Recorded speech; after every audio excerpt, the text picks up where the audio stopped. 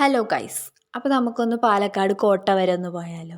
ഒരു പാലക്കാടുകാരിയാണെന്ന് പറഞ്ഞിട്ട് എന്താ കാര്യം? ഞാൻ ഇതുവരെ പാലക്കാട് കോട്ടയൊന്നും കണ്ടിട്ടുണ്ടായിരുന്നില്ല.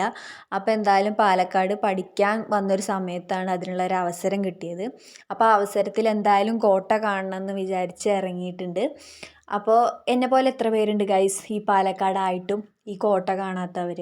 അപ്പോൾ ഈ കോട്ടയുടെ ചുറ്റിനും ഇങ്ങനെ ഒരു വെള്ളക്കെട്ടുണ്ട്. ഈ വെള്ളത്തിൽ നിറയെ മീനുകളും കുറേ ചെറിയ ചെറിയ ആമകളുണ്ട്.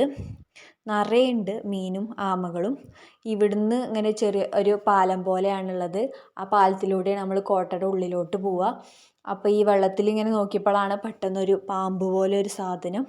അപ്പോൾ നമ്മളൊന്ന് സൂം ചെയ്ത് നോക്കിയപ്പോഴാണ് മനസ്സിലായത് വെറും കയറാണെന്ന്. അപ്പോൾ നമ്മൾ ചമ്മിപ്പോയി.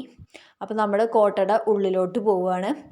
ഈ കോട്ടയുടെ ഉള്ളിൽ ചെറിയൊരു അമ്പലമുണ്ട്. ഈ അമ്പലത്തിൻ്റെ സൈഡിലൂടെയാണ് നമ്മൾ കോട്ടയുടെ ഉള്ളിലേക്ക് പോവുക. ഈ അമ്പലത്തിൻ്റെ ഇതുവരെ എത്താൻ നമുക്ക് ടിക്കറ്റ് ഒന്നും ആവശ്യമില്ല. ഇതിൻ്റെ അവിടുന്ന് ഉള്ളിലേക്ക് പോകാനാണ് ടിക്കറ്റ് വേണ്ടത്. ഈ ടിക്കറ്റിന് 25 രൂപയാണ്. ഈ ടിക്കറ്റ് നമ്മൾ കോട്ടയിലോട്ട് കയറി വരുന്ന അവിടുന്ന് തന്നെ ടിക്കറ്റ് എടുക്കണം. അത് നമുക്കറിയില്ലായിരുന്നു. അതുകൊണ്ട് നമ്മൾ വീണ്ടും തിരിച്ചു പോയി ടിക്കറ്റ് എടുത്തിട്ട് ഉള്ളിലോട്ട് വരികയാണ് ചെയ്തത്. കോട്ടയുടെ ഉള്ളിൽ അടിപൊളിയാണ് കാണാനൊക്കെ. അപ്പോൾ അതിൻ്റെ ഉള്ളിൽ ചെറിയൊരു കുളം പോലെയൊക്കെ കാണാൻ പറ്റുന്നുണ്ട്.